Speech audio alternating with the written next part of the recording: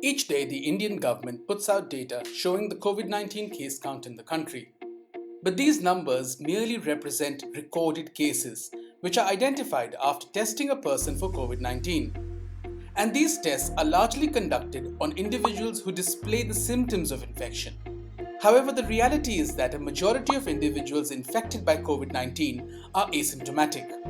This means that the actual caseload is bound to be much higher than what these daily numbers capture. Here is where serosurveys can help fill the gap. Serosurveys entail the collection and testing of serum specimens from a sample of a defined population over a given period of time to detect the presence of antibodies against a particular infectious pathogen. The presence of antibodies in these tested individuals indicate that they had been infected within a limited time period preceding the survey. In the case of COVID-19, given the challenges of mass testing and asymptomatic infections, serosurveys are a good way to get an estimate of how many persons may have been infected till now. There have been multiple COVID-19 serosurveys conducted across India over the past few months. The first national serosurvey was conducted between 11th May and 4th June. It detected a seroprevalence of 0.73%. This implies that nearly 6.4 million people across India had been infected by the COVID-19 virus at the time.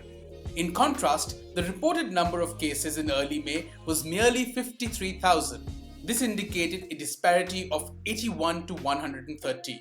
In other words, for every reported case, between 81 to 130 other cases were going unreported.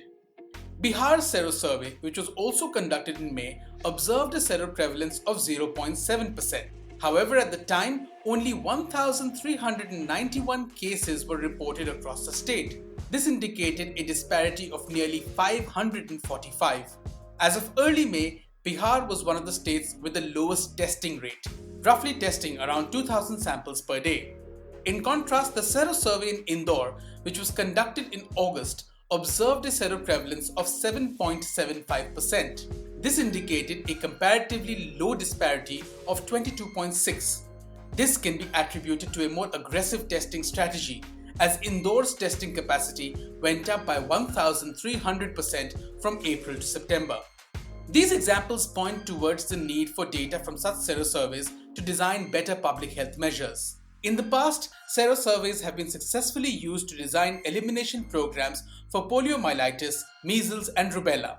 In times of COVID-19, serosurveys carried out at regular intervals can be a useful tool to monitor the epidemic more precisely and detect the gaps in testing at local levels.